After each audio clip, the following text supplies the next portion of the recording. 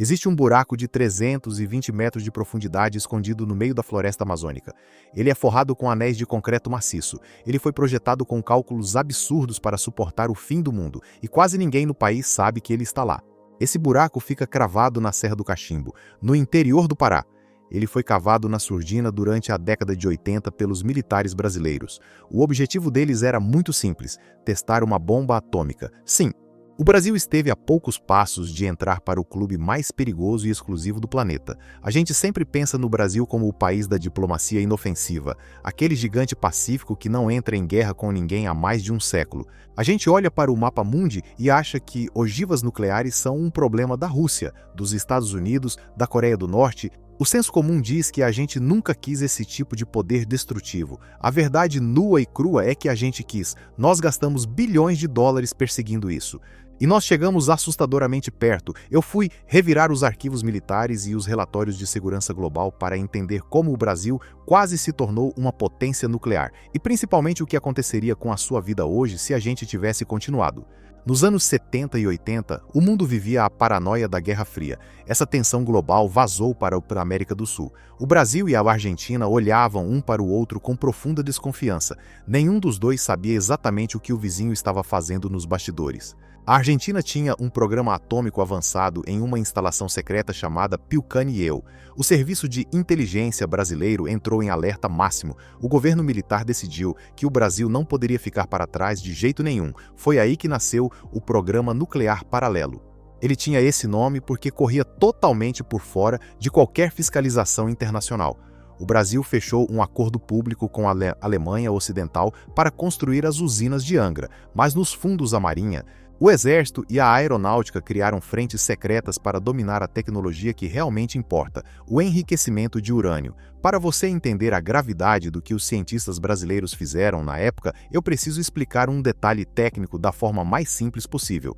Quando você minera urânio na natureza, ele vem como uma pedra normal. Você até pode segurar na mão, ele é inútil para uma bomba. Esse urânio natural é quase todo formado por um isótopo pesado que a gente chama de urânio 238. O problema é que o elemento que explode e gera reação em cadeia é o urânio 235. Ele é muito mais leve e existe em uma quantidade minúscula na natureza. Para fazer uma arma, você precisa separar o tipo leve do tipo pesado. Imagina tentar separar água doce da água salgada jogando tudo dentro de um liquidificador gigante. É quase impossível. Você precisa de máquinas chamadas ultracentrífugas. Elas giram em velocidades alucinantes. O material pesado vai para as paredes, o material leve fica no centro.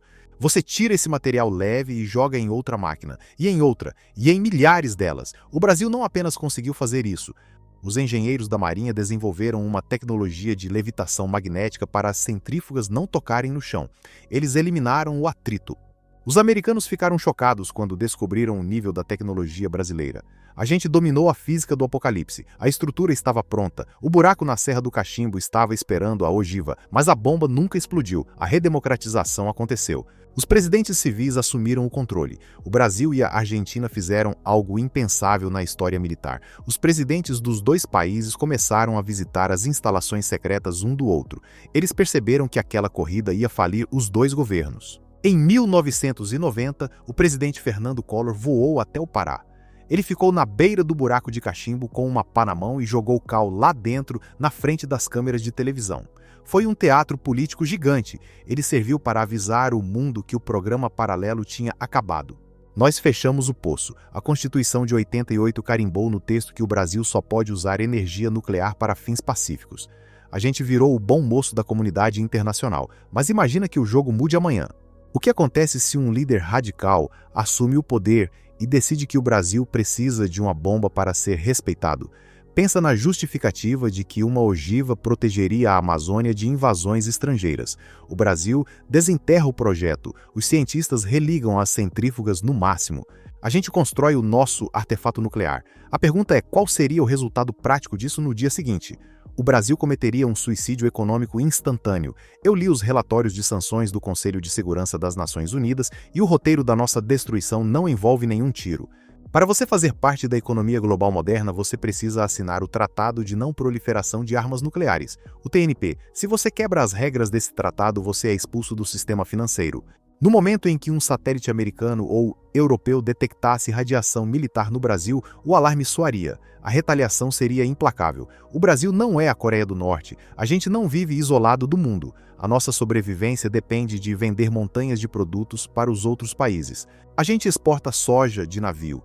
A gente exporta minério de ferro, a gente vende aviões da Embraer, a gente manda carne para a Ásia. As potências nucleares atuais odiariam a ideia de um novo membro no clube. Eles acionariam o sistema de bloqueio bancário internacional chamado SWIFT.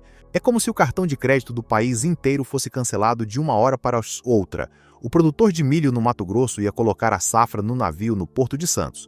O comprador na China não ia conseguir transferir o dinheiro para pagar essa carga. Os bancos estrangeiros ficariam aterrorizados com a chance de levar multas bilionárias do Departamento do Tesouro dos Estados Unidos se fizessem negócios com o Brasil. O navio não sairia do porto, o dinheiro não entraria no país, a nossa moeda ia derreter em questão de dias. A inflação faria o caos dos anos 80 parecer um problema pequeno. As montadoras de carros iam parar de funcionar porque não conseguiriam importar peças de fora. Os hospitais começariam a racionar remédios importados. Os combustíveis iam desaparecer dos postos porque a gente não tem capacidade de refinar toda a gasolina que a gente consome. E tudo isso aconteceria sem que nenhum soldado estrangeiro pisasse no nosso território. A gente destruiria a nossa sociedade em troca de um cilindro de metal radioativo guardado em um galpão. Uma arma que a gente não poderia usar de qualquer maneira. Armas nucleares são o grande paradoxo do poder. Você gasta bilhões para construir algo com o único propósito de nunca apertar o botão. A grande defesa do Brasil não está na física nuclear. A nossa defesa é o nosso impacto na geladeira do resto do planeta. Nós somos o celeiro do mundo. Se qualquer nação tentasse bloquear ou atacar o Brasil fisicamente, o preço da comida na Europa e na Ásia ia disparar na mesma semana. O custo de vida nos outros países ia explodir. Fome gera revolta política. Os governos estrangeiros cairiam. Esse é o nosso escudo invisível. A dependência que o mundo tem da nossa terra é uma defesa muito mais eficiente do que um míssil balístico. Só que a história tem um ponto cego colossal. Existe um motivo pelo qual os diplomatas em Viena e as agências de inteligência do mundo inteiro não tiram o olho do Brasil agora. Nós não estamos fazendo uma bomba, mas a gente encontrou a maior falha jurídica do Tratado de Não Proliferação. E nós estamos usando isso a nosso favor. O Brasil está construindo o submarino nuclear Álvaro Alberto. O projeto fica na base de Itaguaí, no Rio de Janeiro. Isso deixa a Agência Internacional de Energia Atômica em estado de choque silencioso. Deixa eu te explicar a gravidade disso. Um submarino comum usa motor a diesel. Ele precisa subir para a superfície o tempo todo para pegar ar fresco e ligar os motores. Quando ele sobe, o radar inimigo detecta ele. Um submarino nuclear tem um pequeno reator atômico lá dentro. Ele não precisa de ar. Ele produz a própria energia. Ele pode ficar submerso e invisível no fundo do oceano por meses. A única limitação é a quantidade de comida estocada para a tripulação. É a arma de espionagem e defesa perfeita. Existem vários países com submarinos nucleares hoje: Estados Unidos, Rússia, China, França, Reino Unido e Índia. Você sabe o que todos eles têm em comum? Todos eles possuem a bomba atômica. O Brasil vai ser o primeiro país na história da humanidade a colocar um submarino de propulsão nuclear na água sem ter armas nucleares. E o problema internacional é o combustível que vai dentro dele. O Brasil precisa enriquecer o urânio para o reator desse submarino funcionar. O nível de energia é muito alto. O Tratado Mundial diz que o material atômico precisa ser vigiado 24 horas por dia pelos inspetores da ONU. Eles colocam câmeras e lacres nas nossas fábricas, mas existe um parágrafo obscuro na lei internacional. Ele permite que um país retire o urânio dos olhos da fiscalização internacional se o uso for militar não explosivo. O submarino é uma máquina de guerra. É uso militar. Ele não explode como uma bomba, ele só navega. Tecnicamente, o Brasil tem o direito legal de mandar os inspetores da ONU saírem da sala na hora de colocar o combustível no reator. Nós estamos dizendo para a comunidade internacional que isso é um segredo de Estado da Marinha e eles não podem olhar. Isso cria um pesadelo diplomático. Se a ONU aceitar as regras do Brasil, isso abre um precedente assustador. O que impede um país instável como o Irã de anunciar a construção de um submarino amanhã? Eles poderiam usar a mesma justificativa legal do Brasil para esconder urânio enriquecido longe das câmeras de segurança. O nosso projeto está forçando o mundo a reescrever as regras da segurança atômica global. O diretor da Agência Internacional de Energia Atômica já viajou para o Brasil várias vezes para tentar costurar um acordo. Ninguém sabe exatamente como resolver esse buraco na lei. O Brasil está caminhando no limite absoluto de até onde um país pacífico pode ir na tecnologia militar. Nós queremos proteger os gigantescos campos de petróleo do pré-sal na costa brasileira. O nosso mar é chamado de Amazônia Azul e concentra a riqueza do nosso futuro.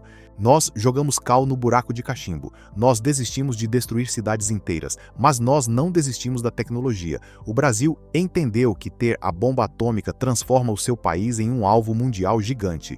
Dominar a tecnologia avançada e fazer o mundo saber que você é capaz de construir qualquer coisa transforma o seu país em uma potência invisível.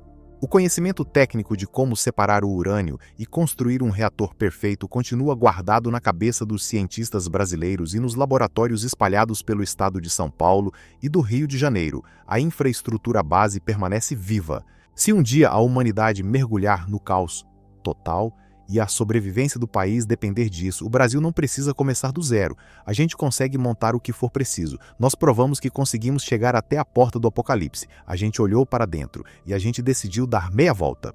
Essa escolha silenciosa de ter o conhecimento, mas negar a violência, é um movimento de xadrez muito mais genial do que simplesmente apertar um botão vermelho. O mundo moderno é dominado por quem tem o conhecimento real e não apenas por quem faz o maior barulho no cenário internacional. Nós temos o domínio do fogo. A gente só escolheu não colocar fogo na própria casa.